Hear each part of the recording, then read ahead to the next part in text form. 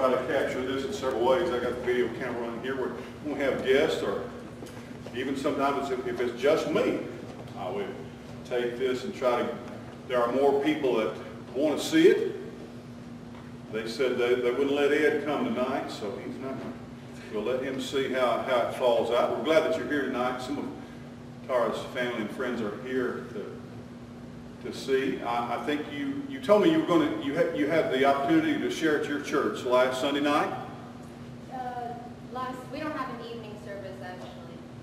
The Sunday morning, just a few minutes. Yeah. Okay. Well, you're the whole show tonight, so I hope you're ready to dance and tell jokes. There's a few of our folks that are under the weather. Some are on the road and under the weather, but got to appreciate you being here tonight. It was our joy.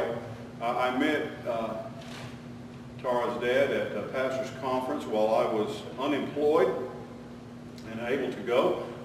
We ran into one of the pastors at Old Charlie's last Sunday. He said he missed me there, and so it's good to be missed when you're gone. You're out of place. Brother Joe Holmes, from over there, Best David Hill, said he had gotten used to seeing me, and I got used to being with them and going out to eat lunch with the pastors.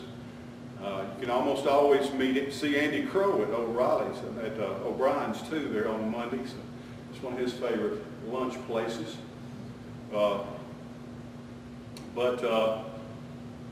Met Ed, and he's come. He has spoken for us. He's filled for me one Sunday when I was gone, but he is working tonight. Couldn't be here, and so we met his wife Christine and family, and learned that Tara was going to be going to the Philippines. That's why I tell young people, I had the opportunity when I was in high school, either go right from high school right into my next phase of education or travel, and I chose to travel, and I believe, I don't know if I'd ever recommend that to other people's kids or not, but if it was my kids, I'd say, go see the world. My kids have been able to travel. Jonathan's been in Korea, he's been to Japan twice, Chris has been to Holland, and they've been other places. When they come home, it makes them appreciative of our own country, other people, other places in the world. And you say, well, why can't we just do gospel work? Why can't we just do mission work? We're here wherever we are. Well, Jesus told us to go, and sometimes people will listen to someone. I have people that I've grown up with, people that I'm kin to, and I find it very difficult sometimes to find an en route, to share with them, to talk with them, to share my faith with them, to have some kind of ministry. When sometimes you can be a part of a work, or a part of a team, or part of something that people say, these people came all this way at their own expense to talk with us, to meet us. And that seems to open the door, that seems to cause things to happen. So sometimes it is easier to share. So Tara, you come. I think we got you wired up, but we're just going to, you come up here and just feel at home and relax. We're going to, let me get to the sound booth, and she has some slides that she wants to show you of her trip to the Philippines with Bob Tebow's mission group, and then a video, but other things that she wants to say or talk to you about, okay? You pray for her as she shares. Good evening. I think you can all hear me pretty well. No? Okay. I will be louder then. I'm really happy to be here tonight. It's been a little bit since I've been here last time, but it's nice to see some of you. I see you guys. They come into Cracker Barrel sometimes. It's nice to see them. I've seen you there too. Mm-hmm. Yeah. Okay. I go with her usually.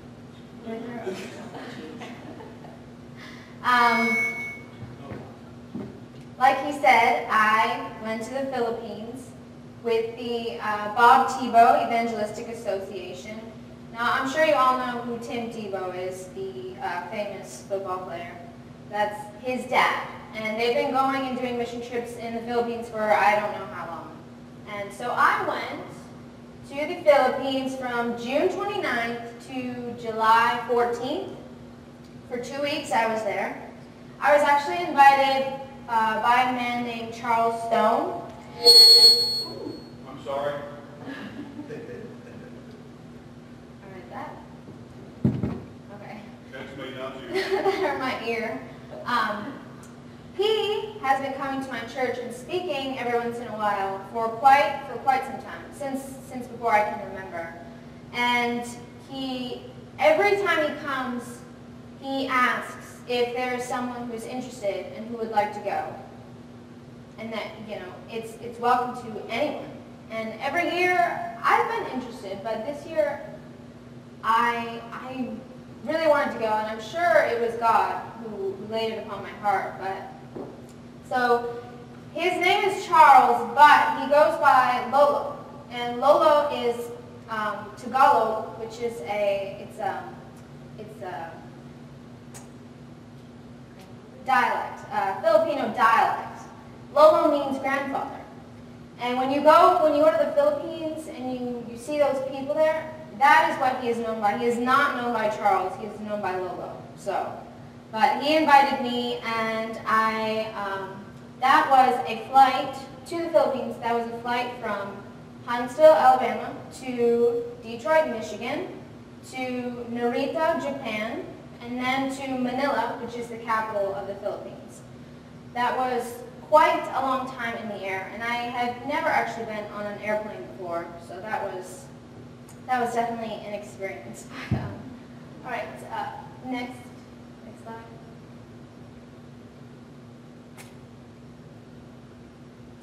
Here, you saw the picture before, but I wanted to use this one to introduce my team to you because I felt like it had a bit more personality to it. It's not as flattering, but it does have more personality. So, right here, this is Giselle. Giselle is actually fully Filipino.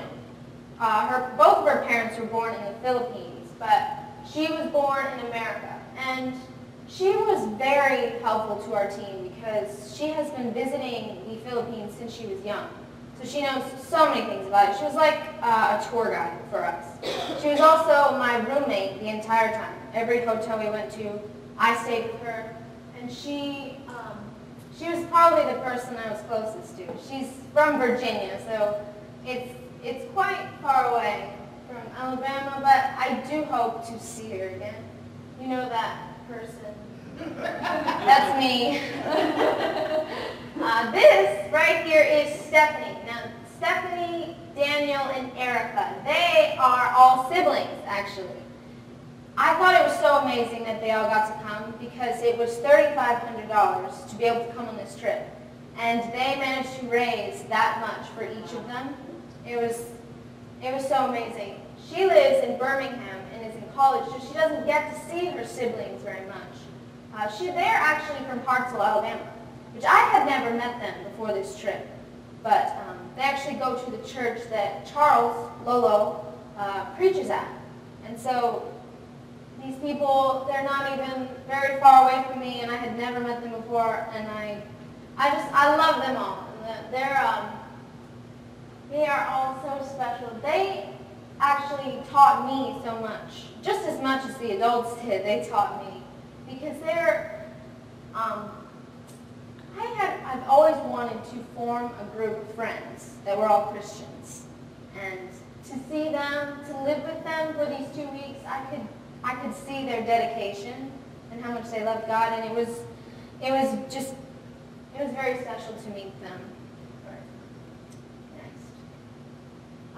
This is actually a picture of one of the schools. Now, when we landed in Manila, we got a hotel that night. It was, I would say, around midnight. It was close to very early in the morning. And we got a hotel, and they told us we'd be able to sleep for just a couple hours because the very next day we were going to be going into the schools, already. And we hadn't gotten very much sleep. We slept for a couple of hours at that hotel before we got onto another plane, and we traveled to a place called Tacloban. And then from Tacloban, we went to another place called Sogod. Now this is in the more country area of the Philippines.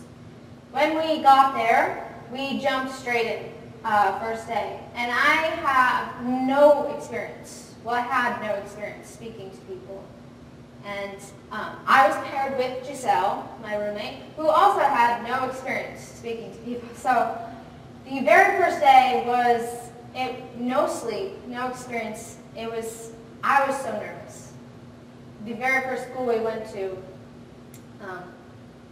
we met our interpreters. The interpreters we had are actually all Filipino pastors, and they do this every year. They do this. They're all very kind, and they were very helpful, but, I mean, they expected us to know what to do, and we did not know what to do. We got up there the first time. Very first time I spoke, I said a couple things, and then I froze, which I was not expecting, but it wasn't really a surprise. But they know English, the Filipinos do, while the children don't. So he was like, okay, continue on. Salvation, you know. I was very nervous. Giselle did very well, but Giselle is also a preschool teacher. So she does have experience speaking to children, but she had never been on a mission trip before. She was also just as nervous as I was. And so we made it through that first time. Now, the very first school we went from classroom to classroom, which was very tiring. Normally, they would gather all of the children together in one assembly, but they did it classroom to classroom. And so it was lots of walking. And how we went into the schools, the very first thing that we had to do when we went into the schools to talk to the children was we had to get permission from the principal that we would be allowed to, because it was considered a disruption to class. Pretty much every school we went to, the principals were open to it. There were very few schools that I went to where we were rejected, but there were a couple. The principals just didn't want anyone disrupting their classes. But the presentation that we had for the children had 4 points to it, an introduction and 4 points. Our introduction, of course, was introducing who we were to the children and where we're from. And the 4 points were, first is that who God is. God is our creator, and he loves you very much. The second point was, but we do have a problem, which is sin. And the third was, Jesus is God's son, and he sent him to this earth to be the solution to our sin problem. And the fourth point, the last point, was what you can do about your sin problem, accepting Jesus. Now, they just wanted us to cover those 4 points. And as long as we did that, our presentation could be however we wanted it to be. And when I first spoke, it was probably a minute long. That's what my interpreter said. I said 5 minutes, he said, 1 minute. But each time, you learn more and more when you spoke, and I was able to build it up. Because, like I said, I learned from each person. Our teams, it would normally be 2 Americans and 2 Filipinos, and you would be with your own translator. And he would stay with you the entire time. And so sometimes we would split. The 1 American would go with the 1 Filipino over here, and we would go there. But we would stay together sometimes as well. And listening to the other Americans speak each time they taught me. Giselle, like I said, she's a preschool teacher. She knows how to speak to children. She was very, very conversational with her tone. And she knew how to speak to them in a way that they would understand. So the first day I was with her and I was listening to her speak, that's what I got from her. I learned that from her, how to speak to the children better. Erica, one of the siblings, she's very bright, hyper, just very, very enthusiastic.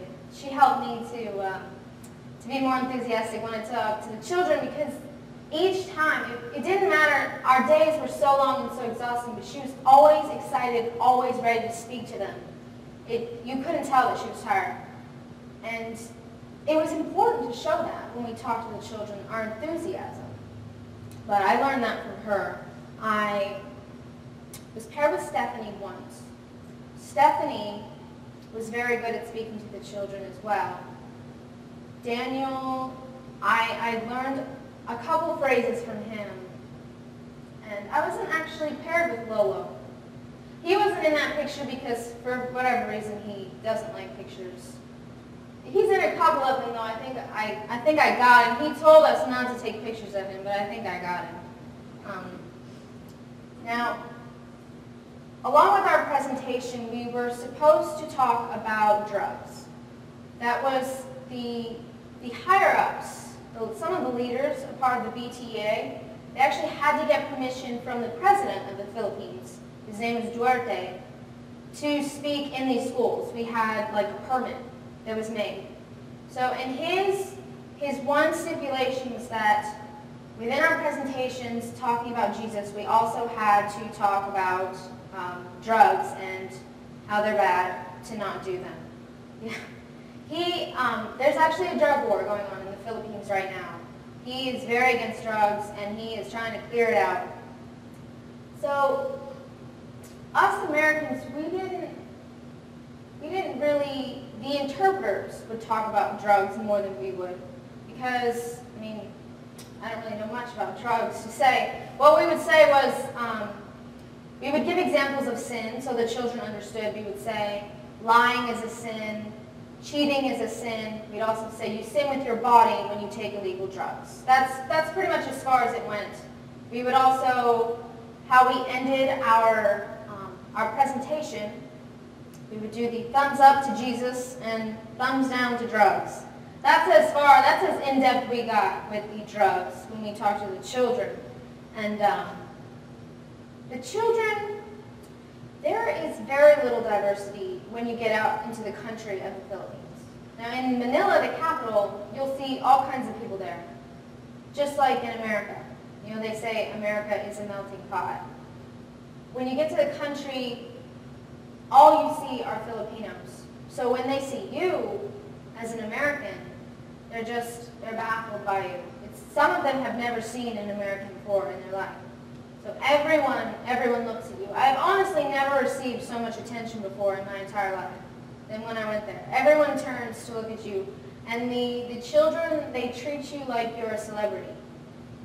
When you wave back at them and you say hi, they squeal and they jump up and down because they're so excited to see you. And like Dr. Bain said, we're different. So they're so interested in what we had to say.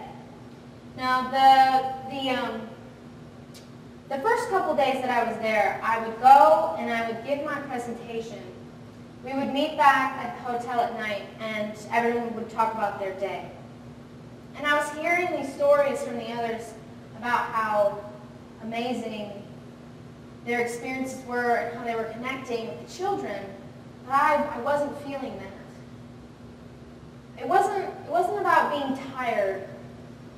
I felt to go into a school and to speak for 15 minutes, to see these children in that small amount of time, I didn't feel like I was connecting with them. Because they don't know me and I don't know them, and I was wondering why would they take anything that I said seriously. But I think I was thinking about it in the wrong way. I was so worried about doing a good job, not messing up, that I wasn't focusing on what God wanted me to say, about being led in what to say. So after the first couple days were a little discouraging because I felt left out. But I started thinking about it more and more, and like I said, I was learning so much from everyone. So I was trying to incorporate it, and I was trying to pray each time before I spoke, you know, to be led by the Spirit. And it got better, it did. There wasn't anything more encouraging than when you were speaking to the children and they get excited about you talking to them about Jesus.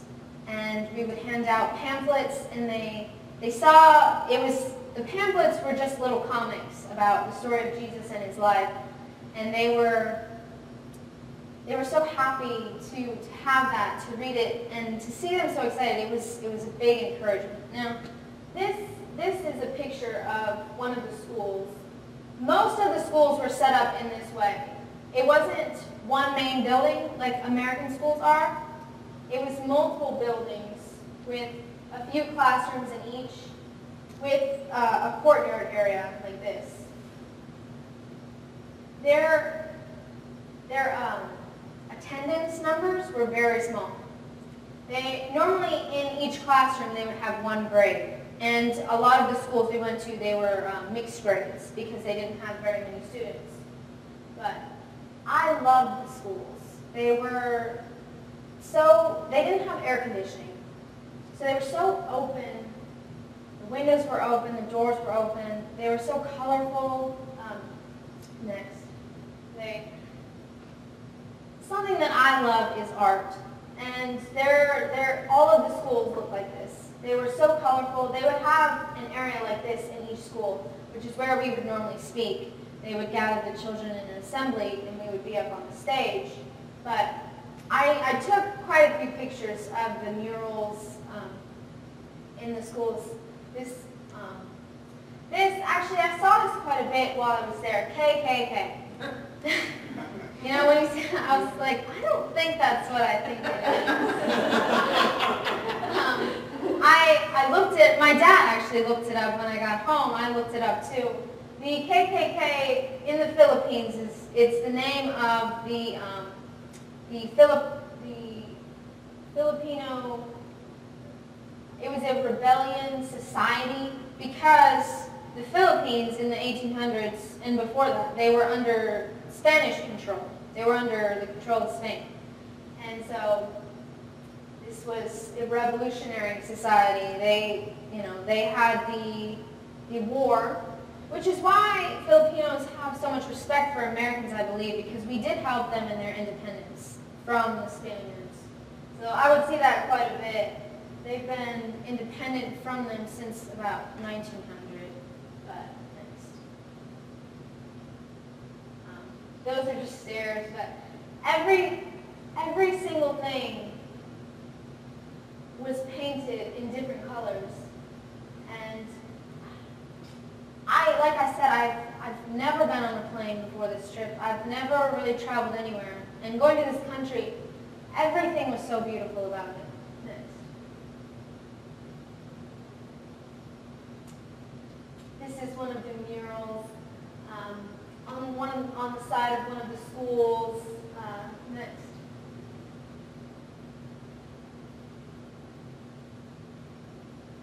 This is one of the courtyards. As you can see, the rocks are painted, the tree is painted, and they've got flags up there. When we went to this school,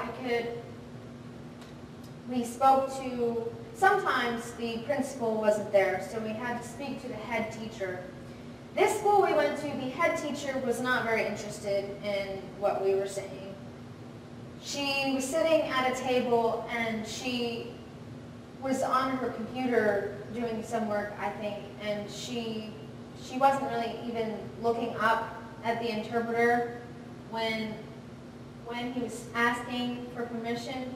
She did give us permission, but so she sat out there after they brought all the children up, and I got up there and first, I said, "Hello, my name is Tara, and I'm from a place called Alabama in the United States of America." But her sister's name was Tara.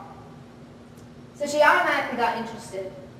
And it was just that got her attention. But after that, she listened to what we had to say. And I'm not sure if it's just because this American here who had traveled so many miles, her name was the same as her sister's, but it was great to see because she listened to what I had to say, and by the end of the presentation, she was just as excited as the children were, and I thought that was pretty amazing. This is another one of the stages where we spoke in the school. Next. This is a Jeep. I loved these Jeeps. This was our main form of transportation. They were all stick shift, which if they weren't, I would have tried to drive one if they'd let me, but I don't know how to drive a stick shift. I told the Filipinos that I would love to have one of these in America. They were pretty beaten up, but we would sit in the back, and most of them, they don't have windows on them. So all the air coming in, the windows were big, so you could look out of them and see everything. Now, something interesting about the Philippines, where we were, is they didn't have set speed limits. And my one interpreter, his name is actually Babes.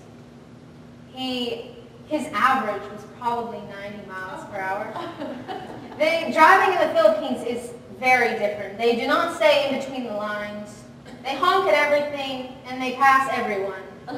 So, but I liked it anyway. This was the largest school that I spoke to. This was a school of over 2,000 students, I believe. They said it was the largest school in all of southern Leyte. Leyte was the main, I'm not sure what they call them, main areas that we were at. And I was very nervous because that's a lot of kids. And it was a high school. The high schools made everyone nervous. When we gathered together at the end of the day, and we would talk about our day, one of the first questions that was asked was, did you get to do a high school today? Because, I guess it's because these students were around our age, and that intimidated us. We were all very nervous about speaking at the high schools, but there were good and bad things about both. It was fun to speak to the elementary students, and we would try to make them laugh, try to make them interested in what we were saying. The high school students, however, it was good because you can go more in depth with what you're saying because they can understand it better than 7 or 8-year-olds. And we would do the yes to Jesus, no to drugs thing.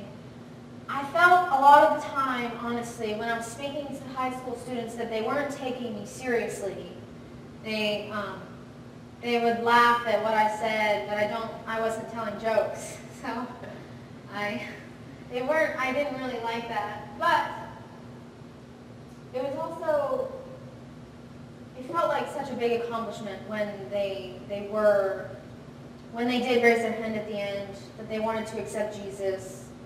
I went to this one high school, and these girls, when I was done speaking, they said to me, thank you for sharing the Word of God. And it was very encouraging to me. When they seemed interested in what I had to say, I felt like I was really accomplishing something. All of it was very important, but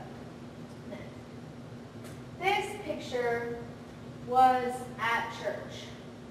Now, over the weekend, we were unsure if we were going to be able to go to church, but we did.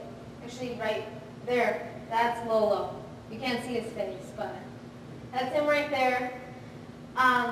This church, it was a tiny shack. Lolo preached, even though the congregation was mainly Filipino. I mean, besides us, it was Filipino. But they wanted to hear him speak. The Filipinos, quite a few of them actually had they could understand English quite well. And I know it's because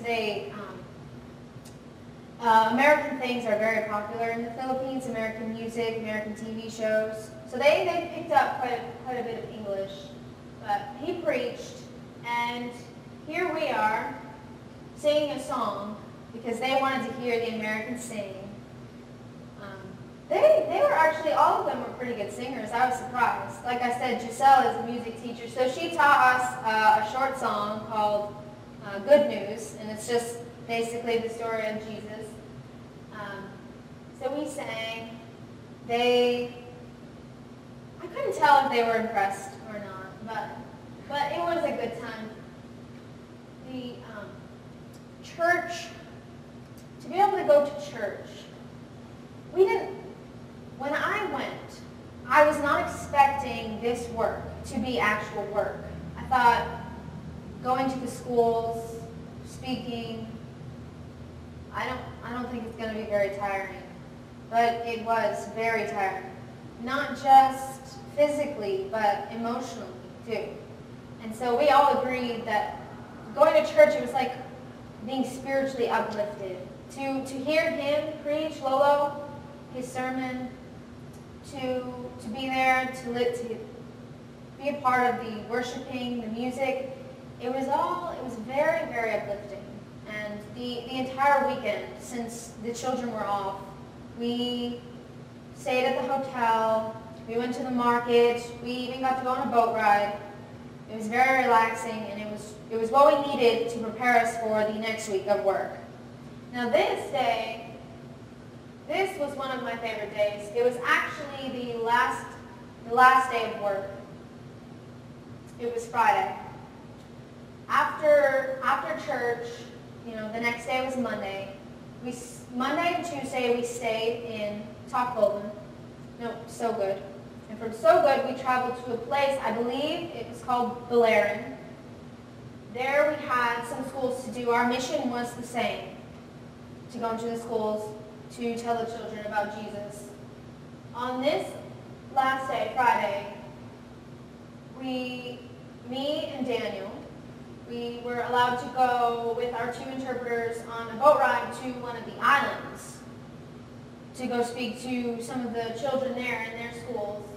I very much enjoyed the boat ride, because I don't really go on boat rides. And there were starfish, which I've never seen before, and jumping fish, those flying fish. It was very beautiful. This is one of the pictures I took from the boat. When they told us we were going to go to an island, I expected the schools to be different, maybe more, not as,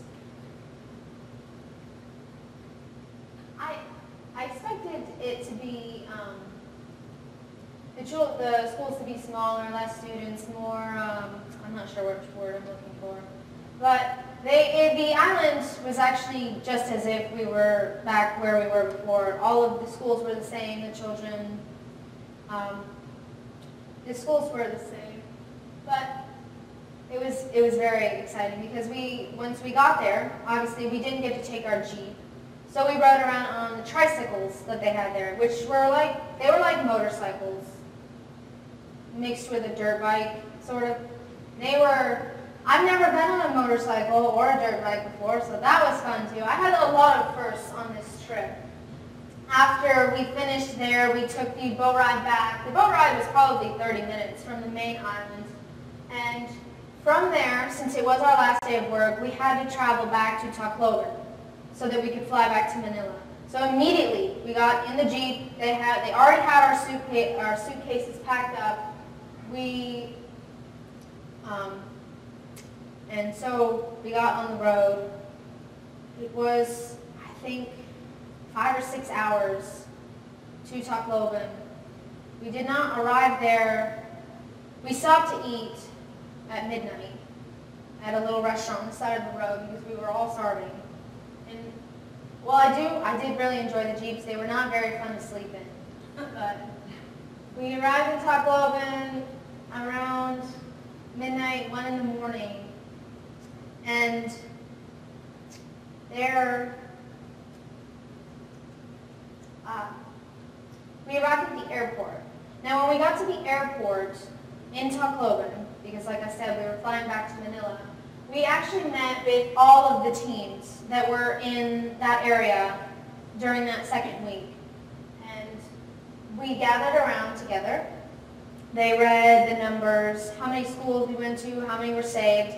I don't actually have any numbers right now. I know altogether, I saw it on Facebook, altogether, because the 6 weeks that they had in the Philippines is over now. I think it was over 1 million schools that our teams traveled to. but that's the only number I have. We met all of the other people, all of the other Filipino interpreters. They read the numbers, and then we had to make our flight. This picture is all of us with some of our interpreters, not all of them. We had quite a few interpreters. The interpreters were so kind, and they were all men. They were people that we didn't know, but immediately they made us feel comfortable.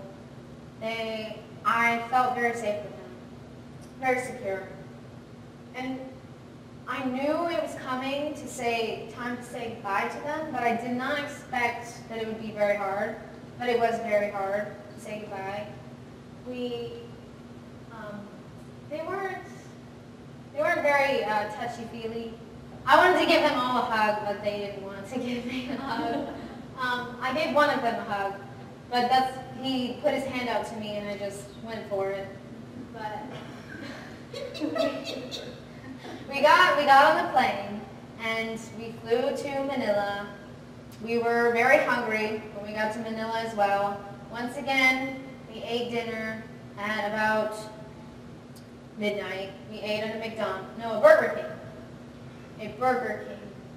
And our hotel there was very nice.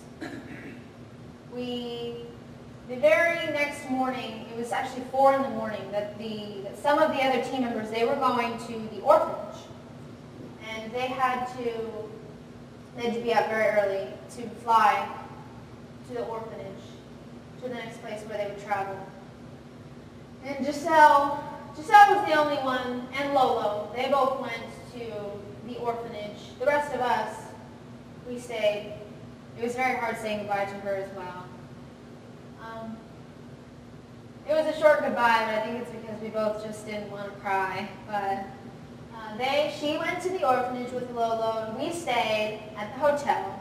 Now that was early Saturday morning.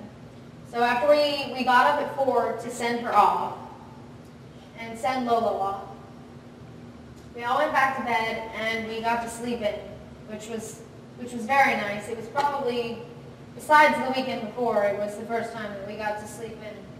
Now that Saturday, they allowed us to go to the mall, which is actually where I bought this shirt. The mall was very, very large. First we exchanged our money to pesos because that's the currency they have there. Now, what Bob Tebow likes to do after a team is leaving, because that was our second week, we were getting ready to go, is he likes to take everyone out to a dinner at a place in the mall called Italiani's. It's Italian food, not Filipino food, which would have been nice to eat, but he likes to get, it's very, very kind of him because he pays for it as well. So we all gathered together. I didn't actually get to spend very much time with Bob Tebow. He has a condition, I'm not sure if it's muscular dystrophy, something I didn't realize about him. But even though he has that, it doesn't stop him from going to these schools. He does have to rest, and he has to take his medicine, he has to be careful, but he's still out there just like we are. In that heat, the walking, the speaking, and he's a very admirable man. But we ate at dinner, and it was a good time. We had a good time with them.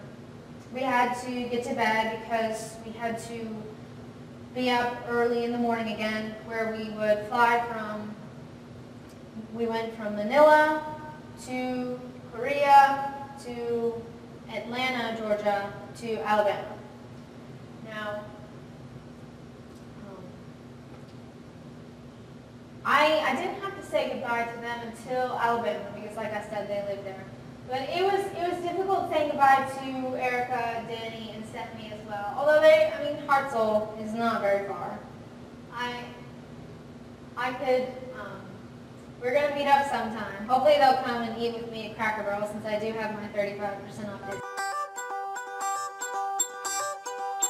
Your love is like radiant diamonds bursting inside us. We cannot contain.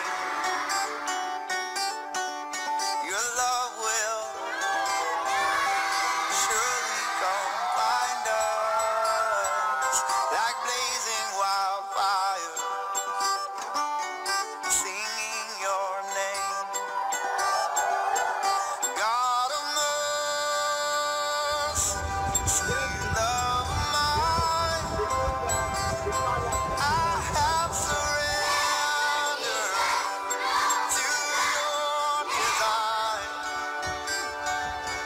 May this offering stretch across the sky. These hallelujahs be multiplied.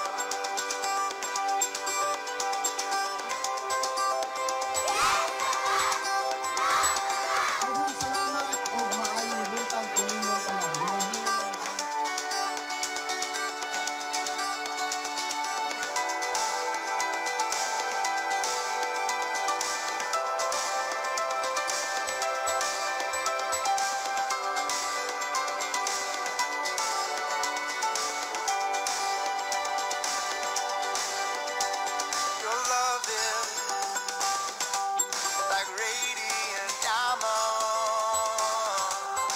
bursting inside us.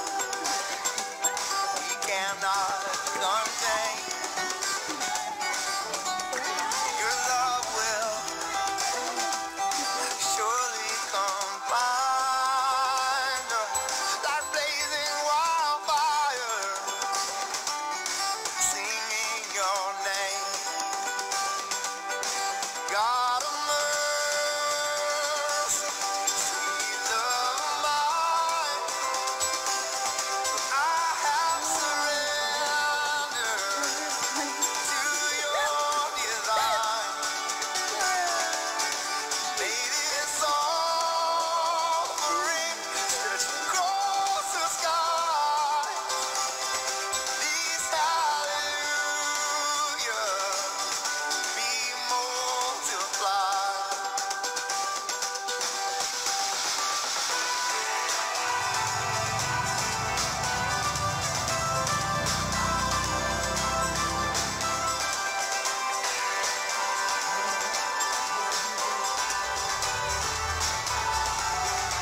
All right, Edwin. Sweet home Alabama. Your turn. Edwin, it's roll tide roll. Roll tide, roll. All right, one more time. Sweet home Alabama. Roll tide. Yeah. God of mercy, sweet love of mine, and I have surrendered to your design. May this offering stretch across the sky. These hallelujahs be multiplied. These hallelujahs be multiplied.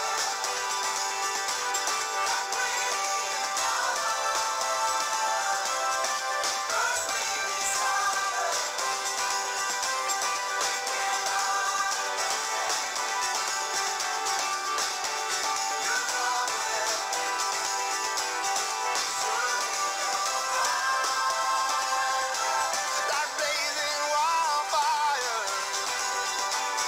singing your name.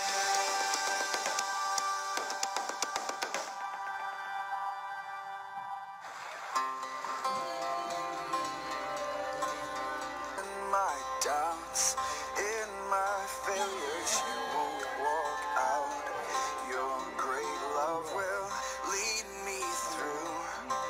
You are the peace in my troubled sea. Whoa, you are the peace in my troubled sea. In the silence, you won't let go. In the questions, your truth will hold. Your great love will lead me through. You are the peace in my troubled sea. Whoa, you are the peace in my troubled sea. My lighthouse.